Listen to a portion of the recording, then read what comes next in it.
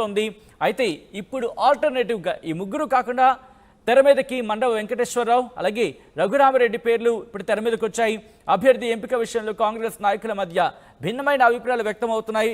భిన్నమైన అభిప్రాయాలు వస్తూ ఉండడంతో ప్రకటన ఆలస్యం అవుతోంది. కరీంనగర్లో ఇప్పటికే బండి సంజయ్, వినోద్ కుమార్ ప్రచారాన్ని ముమ్మరం చేశారు.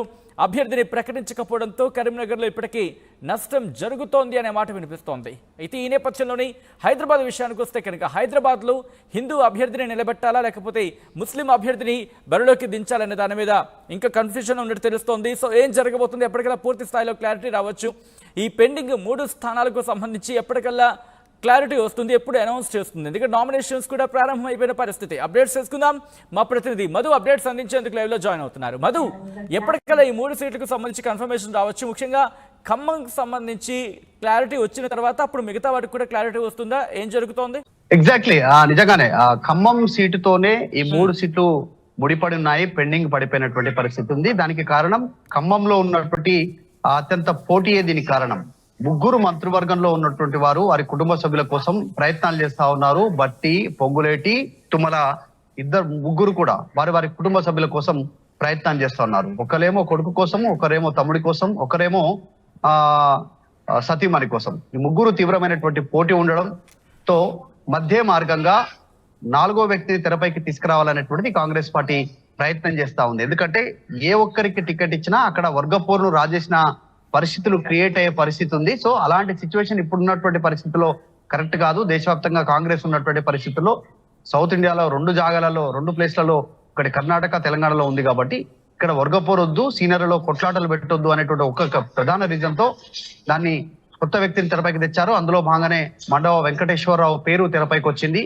దాదాపు ఆయన పేరే ఖరారయ్యే అవకాశం ఉందనేటువంటి చర్చ పార్టీలో విస్తృతంగా ఉన్నప్పటికీ కొత్తగా రామసాయం సంబంధించినటువంటి కుటుంబ సభ్యుడి పేరు కూడా తెరపైకి రావడం దీనికి ప్రధాన కారణం. నిన్నటి వరకు కూడా మండవ వెంకటేశ్వరరావు పేరే తెరపై ఉన్నప్పటికీ కూడా గ్రామ సహాయం సంబంధించినటువంటి కుటుంబం నుంచి మరొకరు తెరపైకి రావడం అనేటువంటి దానిపైనే ప్రస్తుతం చర్చ కొనసాగుతా ఉంది.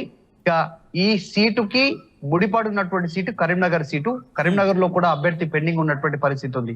కరీంనగర్ లో కూడా అలుగు ప్రవీణ్ రెడ్డి ఆసిఫాబాద్ కి సంబంధించినటువంటి ఆయన హుస్నాబాద్ కి సంబంధించినటువంటి అభ్యర్థిత్వాన్ని ఆయన అసెంబ్లీ సీట్ కోరుకున్నారు. అక్కడ పొన్నం ప్రభాకర్ పోటీ చేశారు. సో ఆయనకు కరీంనగర్ ఎంపీ టికెట్ ఇస్తాననేటువంటి హామీ లభించింది అనేటువంటి ప్రచారం ఉంది అప్పుడు. సో ఆయన కరీంనగర్ ఎంపీగా పోటీ చేసే అవకాశం ఉందనేటువంటి చర్చ జరిగింది. సో ఆయనను కూడా పక్కన పెట్టి ఇప్పుడు కొత్తగా వెలిజాల కుటుంబం నుంచి మరొక వ్యక్తి తెరపైకి రావడంతో ఆయన పేరు ఖరారయ్యేటువంటి అవకాశం ఉంది. వెలిచాల రాజేందర్ రావు ఆయన పేరు ఖరారైంది అనేటువంటి చర్చ ఉంది.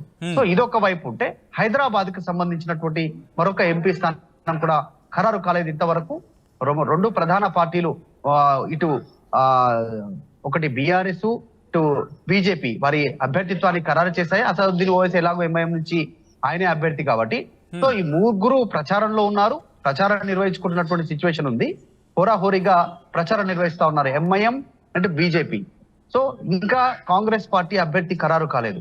ఇక్కడ ఆల్రెడీ ఫిరోజ్ ఖాన్ లాంటి వ్యక్తులు ఆల్రెడీ ఓపెన్ స్టేట్మెంట్ చేస్తా ఉన్నారు. అసదుద్దీన్ ఓవైసీకి కాంగ్రెస్ కి ములాఖత్ అయిపోయింది, ఇద్దరం కలిసి పనిచేయబోతా ఉన్నాం, అసదుద్దీన్ ఓవైసీని కాంగ్రెస్ గెలిపించబోతుంది అనేటువంటి ఆయన స్టేట్మెంట్ కూడా ఓపెన్ స్టేట్మెంట్ చేశారు. సో ఈ నేపథ్యంలో ఎవరిని అభ్యర్థిగా ఖరారు చేసే అవకాశం ఉందనేటువంటిది చర్చ కొనసాగుతుంది.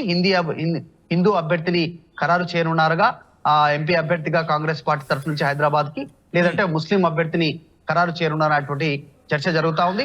ఒకటి అసదుద్దీన్ ఓవైసీ కాంగ్రెస్ పైన ఒత్తిడి చేస్తా ఉన్నారు, హిందూ అభ్యర్థిని ఖరారు చేయండి బీఆర్ఎస్ లాగా, లేదు అంటే బలహీనమైనటువంటి మైనారిటీ అభ్యర్థిని తెరపైకి తీసుకురావాలి, అభ్యర్థిత్వాన్ని ఖరారు చేయాలి, టికెట్ అనౌన్స్ చేయాలనేటువంటి ప్రెజర్ చేస్తున్నారు అనేటువంటి చర్చ కొనసాగుతుంది. కాబట్టి కాంగ్రెస్ పార్టీ 3 సీట్లకు సంబంధించినటువంటి ఇంకా ఖరారు కాలేదు. విషయం ఏంటంటే తెలంగాణలో నామినేషన్ల ప్రక్రియకు 25వ తారీఖు రోజు లాస్ట్ డేట్. అంటే ఈ రోజు ఆల్రెడీ ఈ రోజు నుంచి లెక్కేసుకుంటే ఇంకా 4 రోజులే సమయం ఉంది. ఈ లెక్కన చూసుకున్నా కూడా ఇంకా ఆల్రెడీ ప్రచారంలో ఉంటే రాష్ట్ర వ్యాప్తంగా అన్ని పార్టీలు, ప్రధాన పార్టీలన్నీ కూడా అభ్యర్థిత్వాలు ఖరారు చేసి ప్రధానంగా ప్రచారం నిర్వహిస్తా ఉంటే ఇక్కడ ఇంతవరకు అభ్యర్థిత్వం ఖరారు కాలేదు. ఖమ్మం, కరీంనగర్, హైదరాబాద్. ఈ ఖమ్మం, కరీంనగర్ కి సంబంధించి ఈ 2 ప్రధానమైనటువంటి స్థానాలు. ఖమ్మంలో కాంగ్రెస్ బలంగా ఉన్నా కరీంనగర్ లో ఆ పరిస్థితి లేదు. కరీంనగర్ లో మాజీ బీజేపీ రాష్ట్ర అధ్యక్షుడు, జాతీయ జనరల్ సెక్రటరీ, బీజేపీకి సంబంధించి బండి సంజయ్ సిట్టింగ్ ఎంపీ ప్రధానమైనటువంటి పోటీదారుడైన విస్తృతంగా పర్యటిస్తున్నారు. పాదయాత్రలు చేస్తా ఉన్నారు, ర్యాలీలు చేస్తా ఉన్నారు, దీక్షలు చేస్తా ఉన్నారు. విస్తృతంగా కరీంనగర్ కి అంకితమై ఉన్నటువంటి నేతగా బండి సంజయ్ అక్కడే తిరుగుతా ఉన్నారు. తర్వాత వినోద్ రావు కూడా ఎక్స్ఎంపీ, బీఆర్ఎస్ పార్టీకి సంబంధించినటువంటి కీలక నాయకులు, ఆయన అక్కడ ఉన్నారు. రీసెంట్ గా కేసీఆర్ కూడా కరీంనగర్ పర్యటన చేశారు. సో అక్కడ వాళ్ళు చాలా ప్రధానంగా పోటీ ఉన్నారు. కాంగ్రెస్ పార్టీ చాలా బలహీనంగా ఉంది కరీంనగర్ లో. అక్కడ ఏం చేయాలి, పాలుపోలేనటువంటి స్టేజ్ లో కాంగ్రెస్ ఉన్నట్టుగా పార్టీలో అయితే చర్చ అయితే జరుగుతా ఉంది. సో ఈ మూడు సీట్లకి సంబంధించి ప్రధానంగా లింక్ ఖమ్మం పార్లమెంట్ నియోజకవర్గం అభ్యర్థి ఖరారు విషయంలోనే ముడిపడి ఉందనేటువంటి చర్చ జరుగుతుంది. ఖమ్మం సీటు కోసమే ఈ 2 సీట్లు కూడా పెండింగ్ పెట్టాలనేటువంటి చర్చ పార్టీలో ఉంది. కేవలం 4 రోజులే ఉంది ఇంకా నామినేషన్ల ప్రక్రియకు. మరి ఈ రోజు సాయంత్రం లేదంటే రేపటిలోగా ఖచ్చితంగా అభ్యర్థిత్వాలు ఖరారు చేయడానికి కాంగ్రెస్ పార్టీ సమాయత్తమవుతున్నట్టుగా తెలుస్తా ఉంది. షెడ్యూల్ ప్రకారం అయితే నిన్న సాయంత్రమే లిస్టు రావాలి అనేటువంటి చర్చ పార్టీలో జరిగింది, కానీ రాలేదు. మండవ వెంకటేశ్వరరావు పేరా లేదా ఇంకోవరైనా కొత్తగా అభ్యర్థి తెరపైకి రానున్నారనేటువంటి చూడాలి. ఈ ముగ్గురిని పొంగులేటి శ్రీనివాస్ రెడ్డి, బట్టి విక్రమార్క, మంత్రి తుమ్మల, ఈ ముగ్గురి కుటుంబాలకు టికెట్ ఇవ్వద్దు అనేటువంటిది కాంగ్రెస్ పార్టీ నిర్ణయం తీసుకున్నట్టుగా పార్టీలో చర్చ జరుగుతా ఉంది. ఒకరికిస్తే మరొకరికి అసంతృప్తి జ్వాలలు రగ్గులుకునే అవకాశం ఉంటుంది. పార్టీలో చిచ్చు రేగే అవకాశం ఉంది, గ్రూప్ రాజకీయాలకు అవకాశం ఉంటుంది అనేటువంటి. సో ఆ ముగ్గురిని కాకుండా 4వ వ్యక్తిని తెరపైకి తీసుకురావాలనేదే కాంగ్రెస్ పార్టీ ఆలోచనగా కనిపిస్తున్నట్టుగా తెలుస్తా ఉంది. రైట్ మధు, కాంగ్రెస్ ని కలవర పెడుతున్నాయి ఆ 3 సీట్లు. ఖమ్మం సీటుపై కాంగ్రెస్ మల్ల గుల్లలు పడుతోంది.